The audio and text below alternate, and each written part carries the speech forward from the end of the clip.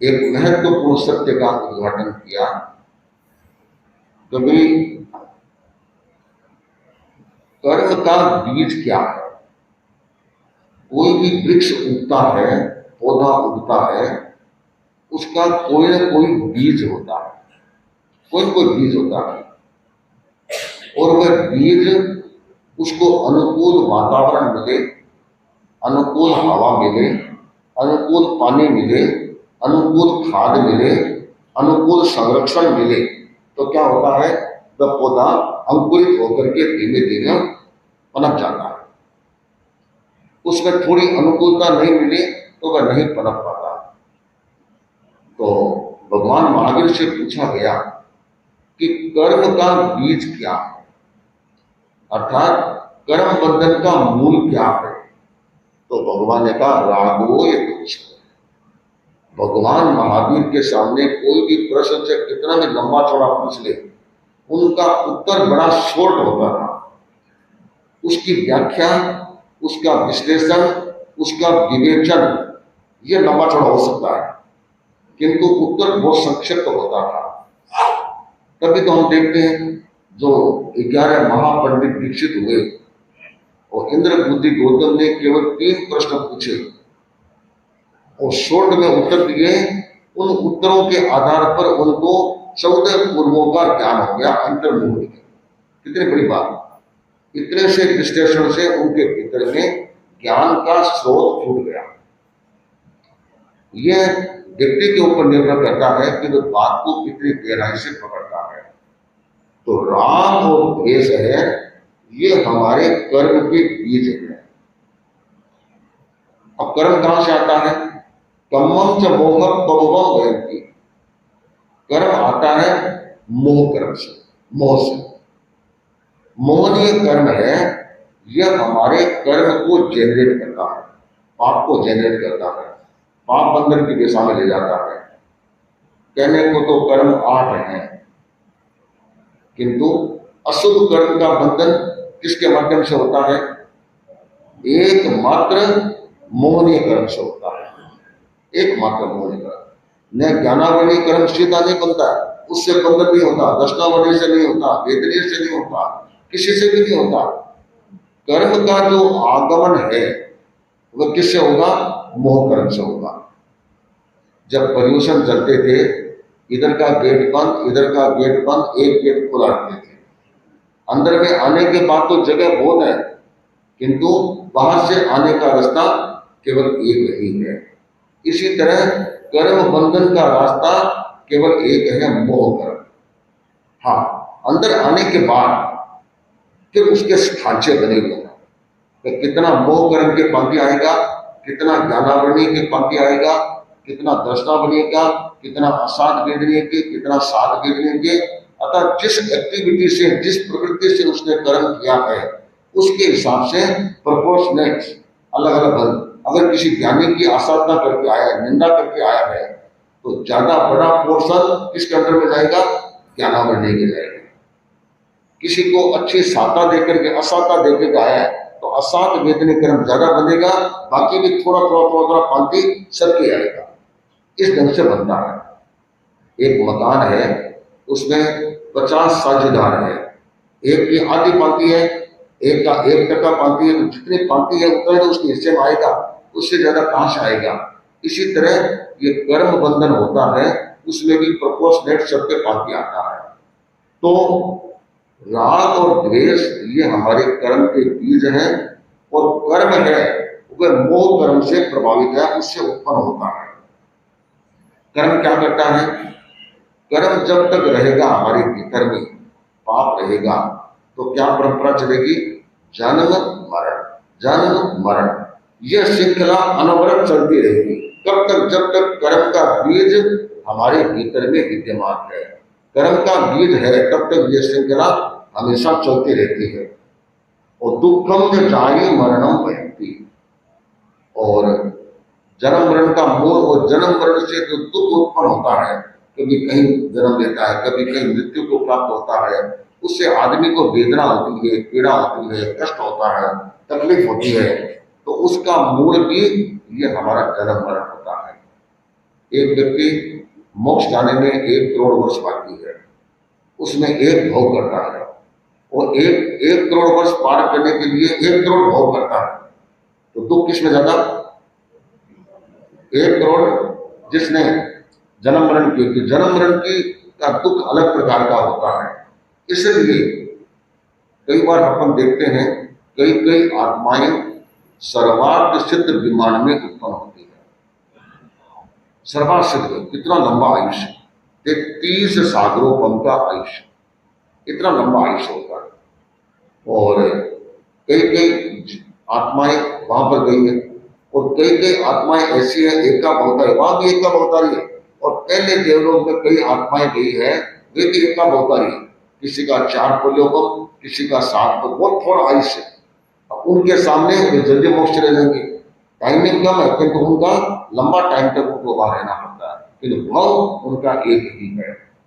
तो हम देखते हैं कि हमारे भीतर में जो बीज है वह है राग और द्वेष। श्रद्धेय मंत्री मुनिषी फरमाते थे कि कोई व्यक्ति यह प्रयत्न करे कि मुझे राग और द्वेष को जीतना है, तो सरल कौन सा है? राग को जीतना सरल है या द्वेष को जीतना सरल है? तो मुनिश्री फरमाते थे द्वेष को जीतना सरल है, राग को जीतना अत्यंत कठिन है। किसी के मन में किसी के प्रति फुणस बैठ गई, द्वेष भाव बैठ गया, गुस्सा बैठ गया, वो फिर भी धीमे धीमे अपने आप को समझा ले, खमकवाना कर ले, वापस प्रेम भाव भी हो जाए, झगड़ा भी ठीक हो जाए, वह तो फिर भी ठीक हो सकता है। किंतु राग है, यह इतना सूक्ष्म है कि इसका पता चलता भी नहीं कि मेरा राग है क्या। और बड़े से बड़े व्यक्ति भी राग के क्रम में उलझे हुए रहते हैं।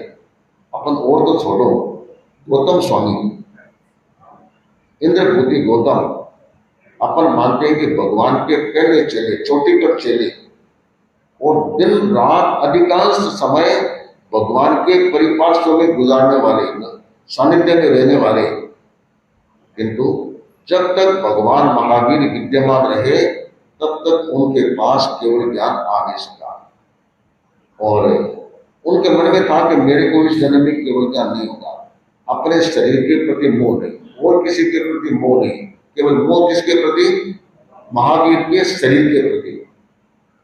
ये समझो कि केवल ज्ञान उनके चारों ओर घूम रहा है, केवल एंट्री मिल जाए, तो वो एक एंट्री बाकी थी, इसलिए वह अंदर घुस नहीं सका।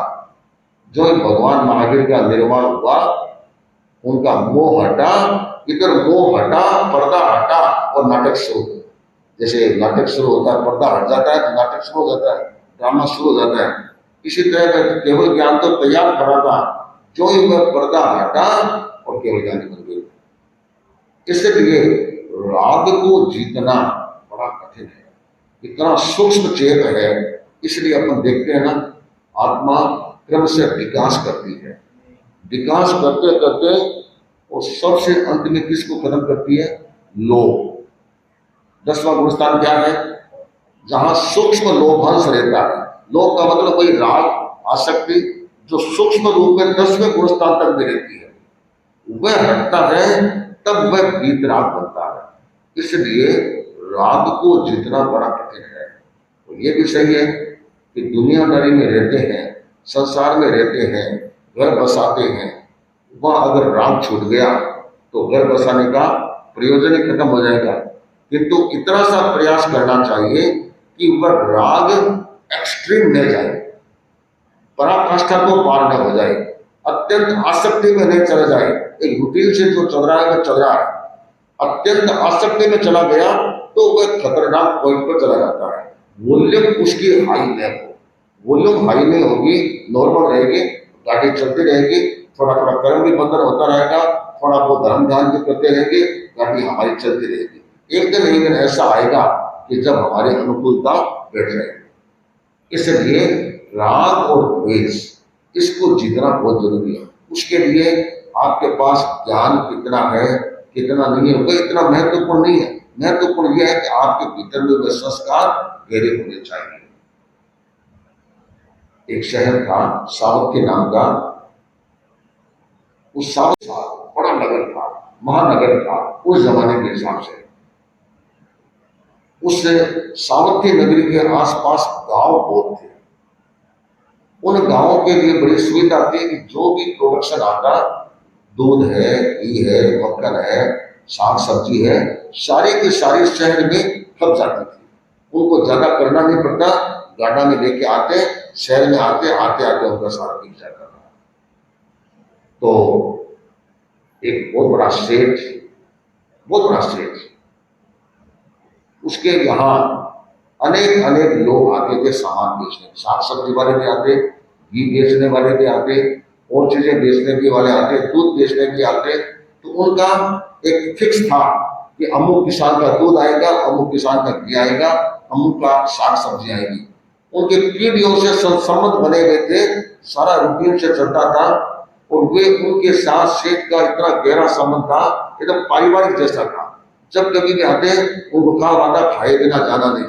नीचे खाना बनता सबके लिए, नौकरों के लिए, उसमें सब खाना खा के ले जाते। वे सेठ के वहां आते बेचते, क्योंकि धंधा था, किंतु वे ये मानते थे कि सेठ हमारा अभिभावक है, सब तरह से ठीक है। उसमें एक किसान परिवार जो 5 दिनों से, 10 दिनों से, 15 दिनों से घी बेचने आता, बहुत बड़ा बर्तन घी से भरकर, शुद्ध घी घर का बना, घर का दही बना हुआ, उसको लेकर के आता और सारा का सारा घी सेठ देता। सेठ का कहा हुआ था, मेरे को जरूरत है कि नहीं है, तुमको और कहीं जाने की जरूरत नहीं है, सारा घी यहाँ बेच दिया करो और मुनिम जैसे हिसाब कर दिया करो। तो उनको निश्चिंतता थी कि भाई अपने को कहीं घूमने की जरूरत नहीं है, गांव से चलो, सेठ जी के पास आओ, बेचा, रुपये लिए, रवाना हो गए, खाना खा लिया, रवाना हो गया। निश्चिंतता थी। उनके घर में एक किसान, किसान की पत्नी, 2 बच्चे, बच्चे भी करीब 15-20 वर्ष के हो गए, 15, 17, 18 वर्ष के हो गए। अचानक उनके माता पिता का निधन हो गया, दोनों रह गए। सेठ उनके गांव में गया, उनको साहस बनाया कि बेटे डरने की जरूरत नहीं है, तुम काम तो कर सकते हो, हाँ हम काम तो सब सीख गए, तो तुम काम करो, तुमको घबराने की जरूरत नहीं है। सारा घी जैसे पहले लाते थे वैसे यहाँ पर ले आए करो, और यहीं पर जब 2 दिन काम नहीं होगा तो मेरे घर पर रह जाया करो, यहीं पर खाना खा लिया करो, बेचारे कहाँ बनाएंगे खाना और करेंगे। तो सेठ जी उनका बड़ा ध्यान रखते थे, हमेशा वे लेकर के आ जाते घी, तो घी बेच देते। 2 दिन, 1 दिन, 3 दिन, जितना रुकना होगा। सेठ जी की कोई मनाही नहीं, सेठ जी की हवेली नीचे ऐसे कई कमरे बने रहते, और परिवार के सारे लोग जानते थे, नौकर चाकर सब जानते थे कि ये दोनों आए हैं, निश्चिंतता के साथ तुम यहाँ रहो। आराम से उनका क्रम चलता रहा, चलता रहा। 3-4 साल बीते।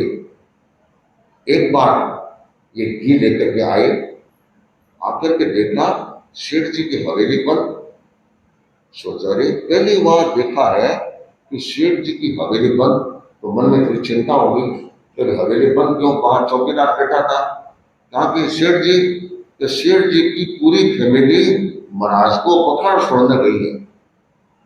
अरे इसका कैसा महाराज आ गया, हमेशा आता हूँ 10-5 दिनों से, कभी ऐसा नहीं। इनके जो सबसे बड़े गुरु जी हैं, क्या नाम उनका, उनका नाम है आचार्य सुधा घोष, वो 1 महीने के लिए यहाँ पर पधारे हुए हैं। ये समझो पूरा शहर उनके बखान सुनने के लिए गया। तो कितना टाइम लगेगा, अभी तो 1 घंटा वो लगेगा। सोचा अभी 1 घंटा क्या करें, तो क्या करना, तो अभी मेरे ये गीत रख दो, रख दे, ताला खोला, अंदर रख दे, अंदर रख करके आ जा। ये सोचा 1 घंटा या बैठा बैठा क्या करूंगा, शहर में मेरे कई लोग परिचित हैं, उनसे मिल लो, जो थोड़ा थोड़ा मिल करके और फिर टाइम पास कर लेंगे। दूसरे शहर के वहां गया, उसका मकान भी बंद। अरे भी कहाँ गए, क्या महाराज को पखान छोड़ने गया, सूत्र छोड़ने गया। सोच रहे ये कौन सा सूत्र आ गया, जहां जाता हूं 1, 2, 3, 4, 5 कितने कितने जगह गया, सब के सब घर बंद, चौकीदार बैठा है या घर बंद है, सब के सब गए। सोचा रहे यार ऐसे कौन गुरु आ गए, तो पूरा का पूरा सेठ लोग सारे के सारे वहां चले गए। सोचा इधर उधर घूमने में क्या फायदा, अपन भी उन गुरु महाराज को देखने के लिए चले, चलो अपन भी चलते हैं। लोगों से पूछा महाराज क्या बोलते हैं, कि देखो ऐसे जाओ, ऐसे जाओ, ऐसे जाओ। वे वहां से चलते गए, पूछते गए, चलते गए और वहां पहुंच गए।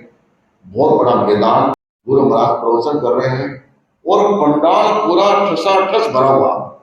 आगे जाने का कोई स्कोप नहीं, कोई जगह नहीं, पीछे पीछे जगह थी, जाकर के बैठे।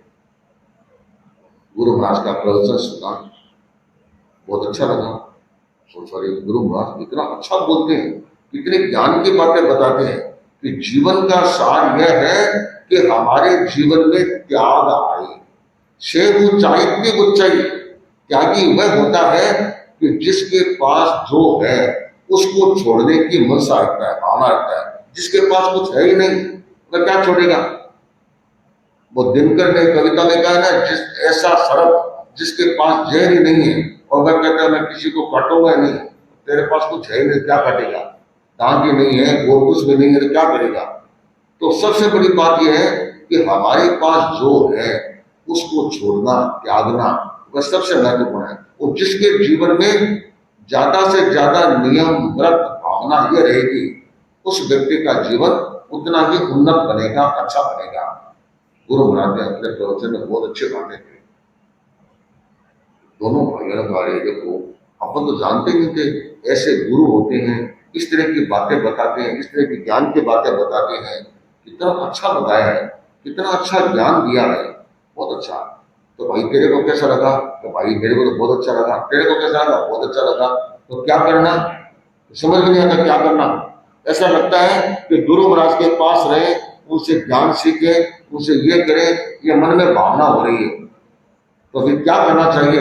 अपन सोचते हैं अपने आगे पीछे कोई है नहीं, न माता पिता है, न कोई शादी हुई, न कोई धनमान लंबा छोड़ा, तो अपन आत्मा का कल्याण के जीवन भर त्याग में जीवन बिताएं। जैसे गुरु महाराज बता रहे हैं ना, वैसे अपन क्यों नहीं बिताएं? तो फिर ठीक है, पक्का? हाँ पक्का। तो अपने को पूछना किसके?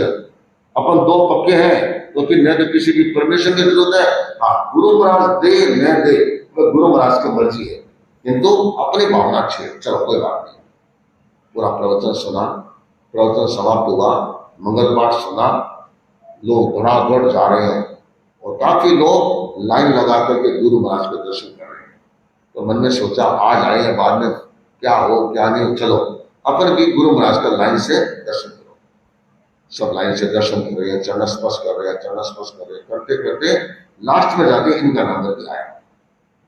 गुरु महाराज ने उन दोनों को देखा, गुरु की दृष्टि पड़ गई, भाई तुम दोनों आज आए हो क्या? हाँ आज आए। कहाँ रहते हो? महाराज शहर के पास एक गांव है, उस गांव में रहते हैं, हम किसान पुत्र हैं। अच्छा अच्छा, तो आज कैसे आना हुआ? हम तो हमेशा कभी कभी घी बेचने के लिए आते हैं। जिन सेठ जी के यहाँ घी बेचने आए थे वे आपके यहाँ आए गए थे, कोई नहीं था। फिर हमारे 10-20 परिचित उनके वहां गए, वे भी सब यही आए गए थे। तो हम उनको देख करके हम भी आपके पास आ गए। तो व्याख्यान सुना? हाँ हमने सुना। कैसा लगा? बहुत अच्छा लगा। अच्छा, बहुत अच्छा का मतलब क्या करना है? बहुत अच्छे का मतलब माल खरीदोगे, खाओगे, क्या करोगे? भाई कोई अच्छा लगा तो ऑर्डर दो, ऑर्डर भी नहीं दे रहे हो, वे भी नहीं कर रहे हो, तो फिर बोलो कैसा है? बहुत अच्छा लगा। तो तुमको क्या अच्छा लगा, तुम क्या चाहते हो? तो फिर हम तो ये चाहते हैं आपके पास शिष्य बन जाए, शिष्य बन जाए। तो सब तो बनना चाहते हो? गुरुदेव मन तो यही हो रहा है। तुम्हारे कौन है पीछे? न आगे है न तो पीछे है, न माता पिता है और न सर हमारे परिवार, हम दो ही हैं। शादी वादी कुछ नहीं हुआ, दोनों अकल कुंवारे हैं, एकदम पक्के हैं। तो पक्की भावना कहा गुरुदेव हमारी इच्छा हो गई, आपका प्रवचन सुना तो मन में आया कि जीवन में सबसे ज्यादा महत्व नियम का है, व्रत का है। तो हम तो व्रत के साथ आगे बढ़ना चाहते हैं। तो पक्की भावना, साधु बनना चाहते हो, पक्की बात है। हाँ गुरुदेव, और कोई बीच में कोई भाव है नहीं है तो ठीक है, तुम्हारी दीक्षा दे दें? हाँ कब दें? आपको जब इच्छा हो।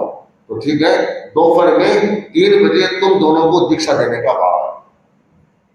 अब न तो कोई बरगोड़ा को टाइम निकलो और न कोई और कोई चीज हुई, न और कोई वो खोड़ भरे बिलो टाइम ले बड़ी कृपा करेगी। संतों से कहा ध्यान रखना 3 बजे अपने को पंडाल में आकर के इन दोनों को दीक्षा देनी। ठीक है, वे सोचे दीक्षा तो फरमा दी तो करनो भाई है अपन है लेर कहीं आनो है कहीं देनो है कहीं नहीं, अपन को आइडिया नहीं कुछ। तो सीधे वही मूल सेठ जो थे वहां आए, बाकी रखा हुआ था, ये को सौंपा, मुनीम जी हिसाब कर देना। तो शेठ साहब हिसाब तो हो गया सारा, क्यों आज तो तुम आज लेट कैसे आए? कि शेठ जी आए तो जल्दी थे, पर आप चले गए गुरु महाराज का देखा सुनने के लिए, तो फिर हम भी वहां चले गए। अच्छा तुम भी गए थे कि समझ में आयोगे थाने? देखे समझना को ठेको तो होलसेल माना मिलेगा, कहीं जरा नौकरी कहीं जरा बेचारा, सारा ज्ञान तो हमको ही है। तो कहा कि हाँ शेठ जी हमने सुना और हमको गुरु महाराज का प्रवचन बहुत अच्छा लगा। अच्छा फिर गुरु महाराज का चरण स्पर्श किया? हाँ चरण स्पर्श किया। और गुरुदेव ने हमारे से बात की? अच्छा तुम्हारे से बात की, बड़ा बड़ा सेठ हूँ बात बोलेगा, हम बात कर ली? हाँ हमारे को पूछा कहाँ के हो, क्या काम करते हो, फिर पूछा कि तुम्हारे को क्या अच्छा लगा, क्या अच्छा लगा, तो तुम क्या बनना चाहते हो? तो गुरु महाराज को हमने निवेदन किया और गुरु महाराज ने कृपा करके आज दोपहर में 3 बजे हमको दीक्षा देंगे। इतनी देर में तो शेठ जी बड़े खुशी खुशी सो रहे थे, अपना टेबल गर्म हो गया। इतने मजाक नहीं करने चाहिए, तुम किसान के बेटे हो, शेठ के सामने कैसे बोलना, ये तुम्हारा विवेक होना चाहिए। हम बड़े बड़ों के मन में भी दीक्षा की भावना नहीं आती है, मनोरथ है पर भावना पैदा नहीं होती है। तुम कहते हम दीक्षा देते, जानते क्या हो, घर के छोकरे हो, तुमको नौकार मंत्री भी नहीं आता तो क्या दीक्षा लोगे? नहीं नहीं गलत बात नहीं कहना, गुरु महाराज की मजाक नहीं उड़ाना। शेठ जी मजाक उड़ाना हमें आता ही नहीं है, हम तो गावड़े के आदमी है, सीधा सीधा काम करते हैं, सीधा सीधा सामान बेचते हैं, घर को चले जाते हैं। मजाक करने का टाइम ही नहीं मिलता हमारे को। मजाक करने वाले तो शहर के लोग होते हैं, वही मस्करी करते हैं, हमको क्या जानते हैं, हम तो काम में लगे हुए रहते हैं। हमारे दीक्षा फरमा दी गुरु महाराज ने, अरे ऐसा हो ही नहीं सकता। गुरु महाराज ने दीक्षा फरमाई तो पहले खपाएंगे समझेंगे बातचीत करेंगे, उसके बाद दीक्षा फरमाते हैं, ऐसे कैसे फरमा दी? शेठ जी आपके मन में वहम हो तो गुरु महाराज को जाके पूछ लो, हमारी दीक्षा तो फरमा दी। तो भी शेठ जी को समझ में बड़े मुनीम जी को बुलाया, मुनीम जी जाओ महाराज गुरुदेव के पास आप पता लगाओ क्या इन दोनों की दीक्षा फरमाई है, क्या बात सही है क्या? मुनीम जी गए, पगड़ी लगाई, सीधे गए गुरु जी के वहां। बड़े संतों को पूछा कहाँ, दो जो किसान पुत्र है ना उनकी दीक्षा गुरु महाराज ने 3 बजे की फरमा दी है, गुरुदेव के पास लेके हाथ फरमा दिए। आए आते ही कहा शेठ जी दीक्षा तो फरमाइए गुरु महाराज 3 बजे पंडाल में कराएंगे। अब गुरु ने फरमा दिया, ये पता लग गया, फिर कोई विचार नहीं। यही हमारे भीतर में श्रद्धा होती है, कुछ होने से पहले कोई भी विचार हो सकता है, चिंतन हो सकता है, और वह गुरु को निवेदन करने का अधिकार भी होता है। अंत में गुरु ने अगर निर्णय ले लिया, जो भी ले लिया, चाहे समझ में आया चाहे नहीं आया, गुरु ने ले लिया, हम गुरु के साथ। इसलिए श्रद्धेय मंत्री मुनि से फरमाते थे कि गुरु के वचन को अगर शास्त्र वचन के समान समझ करके चलोगे तो जीवन में कल्याण होगा। तो गुरु ने फरमा दिया, फिर क्या दिक्कत है भाई? अपने घर की औरतों का कि भाई देखो बैरागी को गीत गाओ, हमारे छोटे से बैरागी ने बैराग लाकर प्यार राजा में गीत गाते थे ना, तो ऐसे गीत गाओ भाई। गीत सारा माहौल बदल गया, कहीं इनके मेहंदी रचाओ, मेहंदी थोड़ा सा टाइम था तो मोटा मोटा जो भी लगाना था लगाया, लगा लोगों के ठीक किया, और भी जो सामग्री जो थी, और पूरे बाजार में संदेश भिजवा दिया सेठ ने। सेठ जी, अब सेठ को पता लग गया, सेठ ने होशियार एक आदमी को भेजा, सब दुकानों में जाके कहो 3 बजे सब के सब पंडाल में पहुंच जाओ, 2 भाइयों की दीक्षा है। सोचा 2 भाइयों की दीक्षा है, अब बकरा सुनकर आया, कभी घोषणा ही भी नहीं हुई, अब घोषणा करा हुई, कहा कि पक्की बात, हाँ पक्की बात है 3 बजे दीक्षा है, सबको आना है। दीक्षा का आकर्षण तो अलग होता है कि ठीक हम 3 बजे पहुंच जाएंगे। दोपहर में बरगुड़ा निकाला, बाजार के बीच में से लुगाए देख रहे हैं, दोनों डावड़ा है बेटेगा, आज तक देखे कौन है, किरा टावर है, किरा बेटा है, कभी पता नहीं कौन है, तो कौन है, अब किसी को कोई जानते नहीं, क्योंकि वे तो गांव से आने वाले जो जानते हैं वो सेठ का परिवार जानता है। कि लोगों से मुनि जी से पूछा है कि ये हमारे जो घी की सप्लाई करते थे वो किसान के लड़के हैं, दोनों के मन में गेरा के ऊपर हो गया, तो वही जाने का ही है, आपा का ही मतलब है, आपा की बुद्धि तो छोटी सी है, गुरु ने देखा है तो सब कुछ सोच समझ कर देखा है, उन्होंने जो निर्णय दिया है वो सही दिया, अपन इसकी मगजमारी में जाए। अपन ज्यादा सोचेंगे तो अपन ज्यादा अच्छा सोचते हैं, गुरु ज्यादा सोचते हैं। अपन गुरु पर विश्वास रखो, जो गुरु ने निर्णय दिया है वही हमारे लिए उपयुक्त है। भाई खूब ठाट बाट के साथ गुरु महाराज ने भी देखा, इतने शॉर्ट पीरियड में भी सारा काम कर दिया। सेठ था, हाथ लंबे थे, कोई कमी नहीं थी, खूब ठाट बाट के साथ। और दोनों बेटों ने, दोनों किसान पुत्रों ने कह दिया, सेठ जी हमारे गांव की जमीन जो भी कुछ है आप अपना देखते रहना, तो ठीक है, किस हमारे जो कहना हम कहते रहेंगे, तुम आराम से करो। तो अच्छे ढंग से उनकी 3 बजे दीक्षा हो गई। दीक्षा होने के बाद गुरु महाराज को वंदना करी, ड्रेस पहन ली। अब जानते कुछ है नहीं, एक संतों से कहा जाओ जितने संत हैं सबको वंदना करवा करके लेके आओ। तो दीक्षा लेने के बाद एक बार वंदना की जाती है सब संतों को वंदना करनी चाहिए। देखा एक से एक संत पढ़ाई कर रहे हैं, कोई कुछ पढ़ रहा है, कोई पूर्वों का ज्ञान कर रहा है, कोई अंगों का ज्ञान कर रहा है, कोई कुछ सीख रहा है, कोई चिताड़ रहा है, कोई कुछ कर रहा है, कोई स्वाध्याय कर रहा है, कोई चिताड़ना कर रहा है, सब लगे। ये पूरा घूम घुमा करके गुरु महाराज के पास आए। गुरु महाराज ने इनको कहा कि बोलो तुम्हारी क्या इच्छा है, क्या करना चाहते हो। गुरुदेव इतने संत पढ़ाई कर रहे हैं, इतनी अच्छी शिक्षण ले रहे हैं, तो हम भी पढ़ाई करना चाहते हैं। अच्छा तुम्हारी पढ़ाई करने की इच्छा है, व्यवस्था करते हैं। एक स्थविर मुनि को बुलाया कि देखो इनकी पढ़ाई करने की इच्छा है, इनकी पढ़ाई की व्यवस्था करो और इनको सब चीजें समझो। इनको कोई चीज की जानकारी नहीं है, इसलिए हर चीज की इनको जानकारी भी दो, और जानकारी देने के बाद इनको थोड़ा पढ़ाने का प्रयास करो। 7 दिन तक देखो, उसके बाद मुझे रिपोर्ट देना। भाई संत ले गए, उनको सिखाना शुरू किया। दोनों बैठे, अब दोनों को एक श्लोक दिया, मान लो धम्मो मंगल मुक्तिठम रटा। अगला चरण दिया, ये धम्मो मंगल मुक्तिठम अहिंसा संयमो तवो, अहिंसा संयमो तवो, अहिंसा संयमो तवो। बोल भाई, पहले वाला बोलो गुरुदेव, चलो भाई हो भूल गए मत हो। 7 दिन तक रटते रहे, एक चरण भी उनको याद नहीं हुआ। मन में निराशा आ गई, सोचा रहे अपने ये सीखना जमेगा नहीं, अपन ये रास्ता छोड़ो, दूसरा रास्ता अपनाओ निर्जरा का। गुरु महाराज के पास लेके आए। स्थविर मुनि ने गुरु महाराज को रिपोर्ट दी, गुरुदेव इनके ज्ञान चढ़ने का योग नहीं लगता है, इनके ज्ञानावरणी कर्म का इतना क्षोभ नहीं है, थोड़ा मुश्किल है।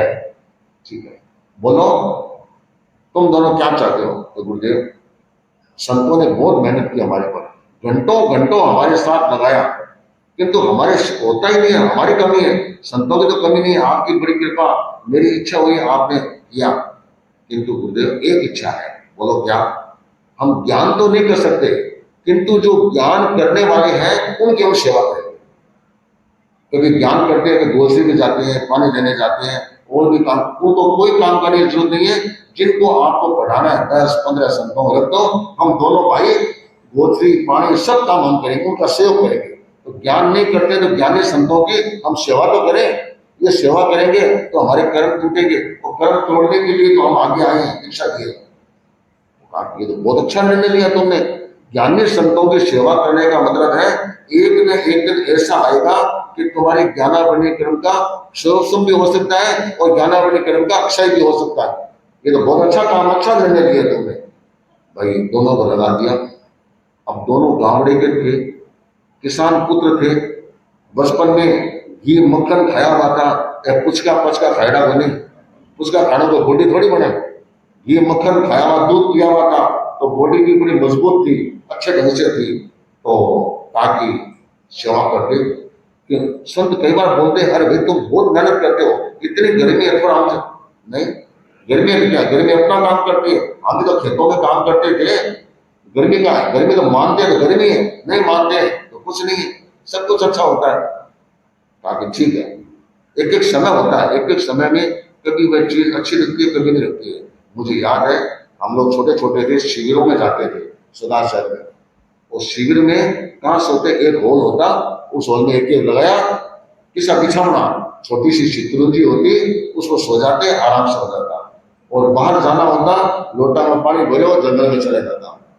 अब आजकल के छोरा ने सवार दिखाओ, ये हो सवार हॉल में लिया लैंड से सब भाग जाए छोरा। हाँ तो ऐसी चीज है, ओह बहुत गर्मी है, बहुत गर्मी है। अभी टाइम में गई शरीर आप कोई गर्मी मन लगती, तो एक एक समय की बात होती है, उस समय के हिसाब से चलता है, खूब मेहनत करते हैं। गुरु महाराज को कहीं जाना होता है तो पढ़ने वाले संतों को एक जगह छोड़ देते हैं, 10-5 संत जो भी पढ़ने वाले होते हैं, और उपाध्याय जी को छोड़ देते हैं, इन दोनों संतों को वहां छोड़ देते हैं। तो वे उनकी बहुत सेवा करते हैं, अच्छे ढंग से काम करते हैं। अच्छा क्रम चल रहा था। एक बार गुरु महाराज इधर से विचर विचरा करके आए वापस शहर में, और वहां पढ़ने वाले संत भी थे, गर्मी की मौसम थी। उस गांव में कुछ युवक थोड़े ये समझो आधुनिकवादी थे। उन्होंने मन में सोचा है, ये दोनों जाटा का छोरा मतलब किसान के पुत्र हैं, इनको दीक्षा दे दी गुरु महाराज, क्या समझ के दी, इनको ज्ञान ही नहीं है। और वे दोनों साधु गुरु महाराज उन पर बड़ा वात्सल्य भाव रखते, बड़ा वात्सल्य भाव रखते। उनको बुलाते, बोलो तुमको क्या लगता है, कैसे ठीक है ना? हाँ गुरुदेव ठीक है, देखो तुम सेवा करते हो, सेवा करने के बाद भी तुम्हारे पास टाइम बचता है, घंटों घंटों टाइम रहता है, तो क्या करोगे? तो गुरुदेव हम तो कुछ जानते नहीं है, लो मैं तुम्हारे को एक मंत्र देता हूं, उस मंत्र का जाप किया करो।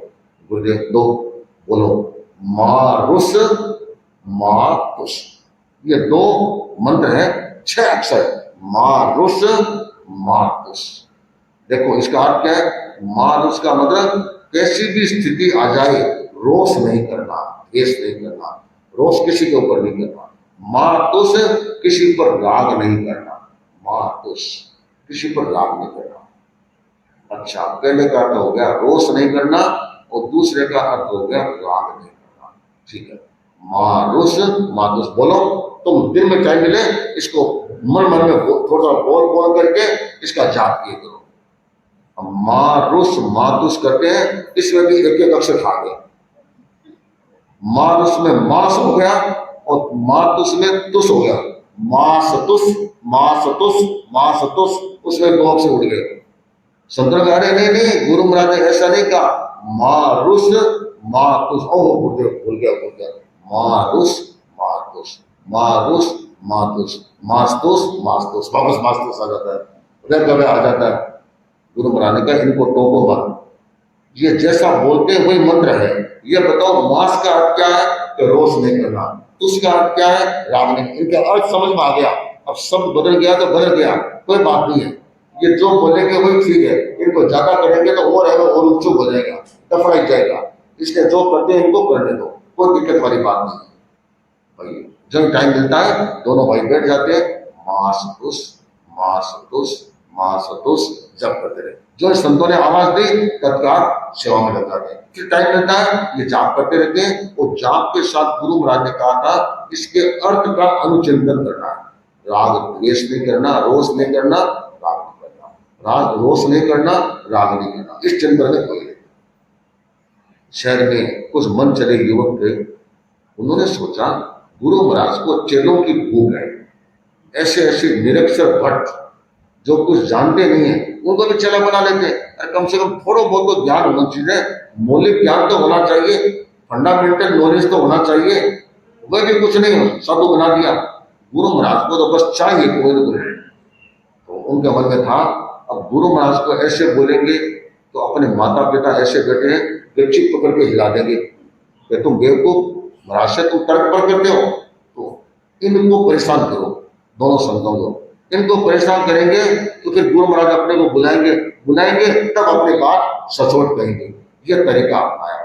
तो क्या करना, इन दोनों को तंग करना भाई।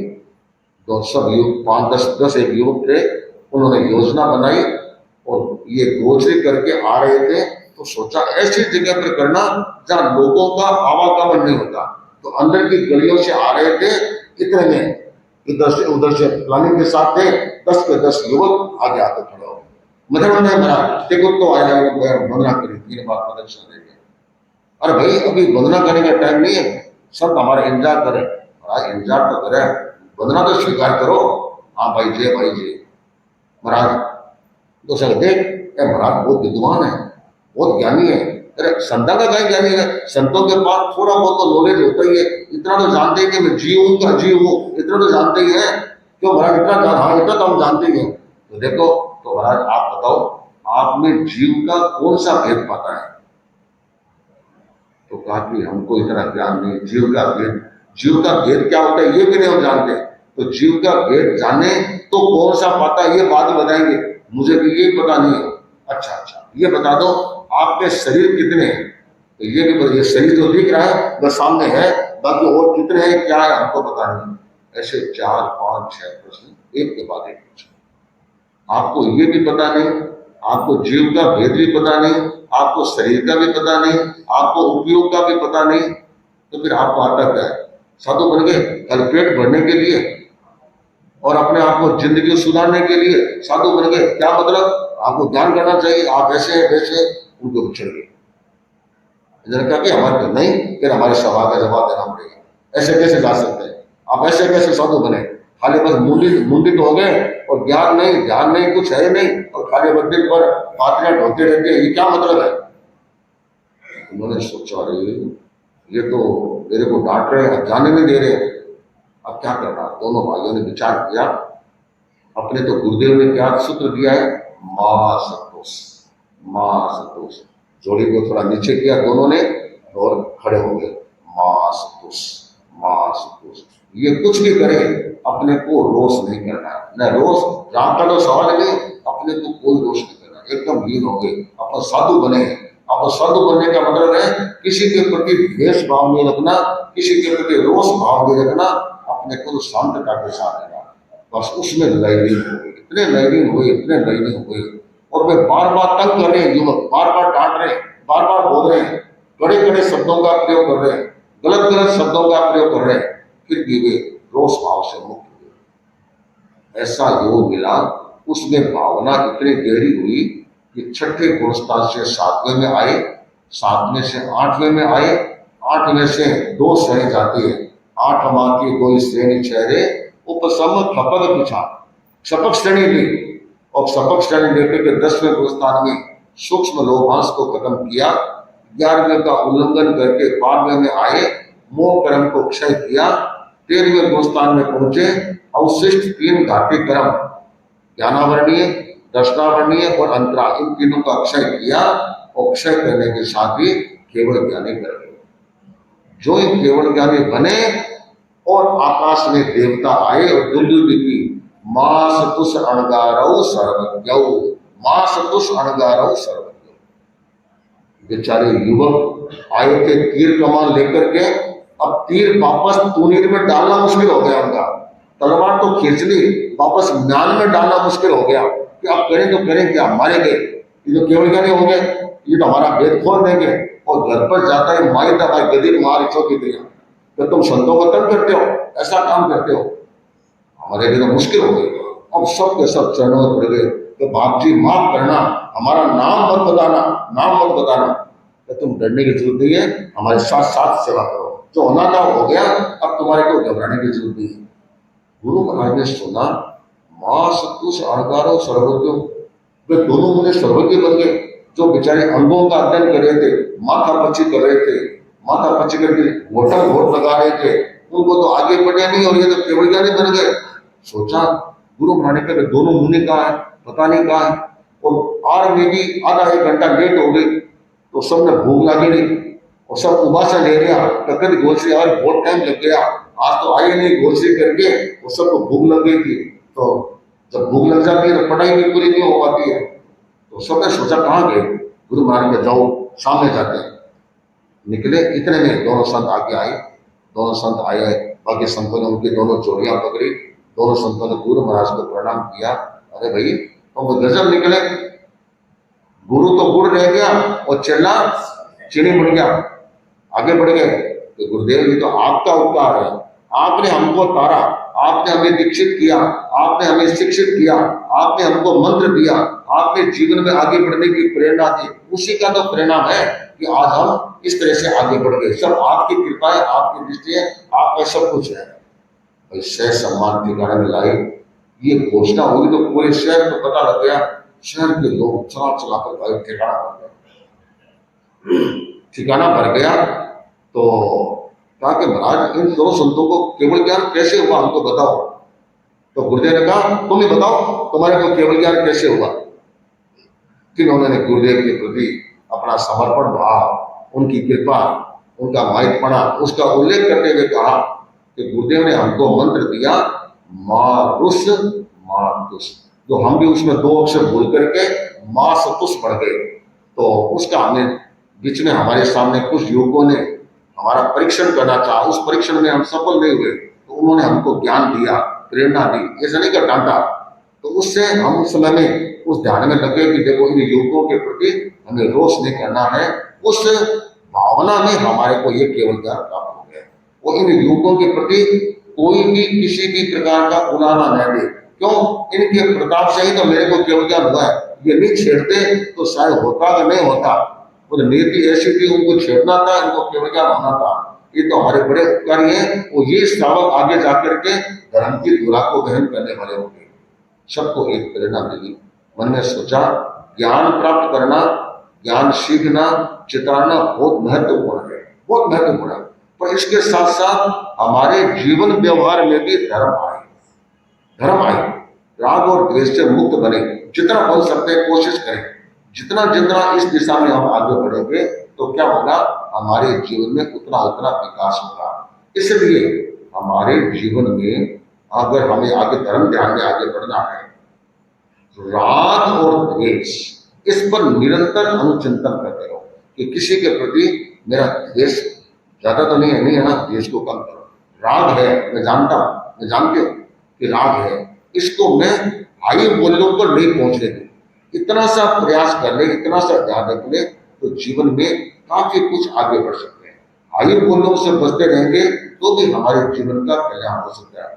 देखो जब तक कर्म नहीं टूटेंगे, कर्म समाप्त नहीं होंगे, जन्म मरण की श्रृंखला नहीं टूटेगी। किंतु जितने भी जन्म मरण चले वे कम से कम ऐसे चले कि जहां हमको धर्म करने का अवसर मिल सके, जहां हमारी सदगति हो सके, जहां हमें साधु संतों का सानिध्य मिल सके, जहां हमें तीर्थंकरों का सानिध्य मिल सके, अच्छी प्रेरणा मिल सके। ऐसे माहौल हमें मिलता रहे तो भी हमारे लिए कितना उपयोग होगा। अगर मिलता रहेगा तो निकट भविष्य में हमारा धीमे धीमे धीमे धीमे कल्याण संभव हो सकेगा। इसलिए हम अपने जीवन में इस बात को महत्व दें, राग और द्वेष पर विजय पाने के लिए निरंतर कुछ न कुछ, एक दिन सोचने से नहीं होगा, ये निरंतर प्रोसेस में रहेगा तो काम होगा। घर में कोई आदमी व्यापार करता है, बहनें रसोई बनाती है, ये निरंतर करते हैं तो उनका अनुभव बना रहता है। दोनों ही अगर लंबे टाइम तक छोड़ दे फिर वापस करना चाहे तो उनके लिए थोड़ा कठिन होता है। इसी तरह इसलिए भगवान महावीर ने कहा कि नियमित धर्म बने, नियमित धर्म करने वाले बने, जप करने वाले बने, सामायिक करने वाले बने। इतना ऐसा होता है तो ही हम अपने जीवन में आगे बढ़ सकते हैं। तो सबके जीवन में ये विचार, ये चिंतन आगे से आगे बना रहे, इसी भावना के साथ ओम।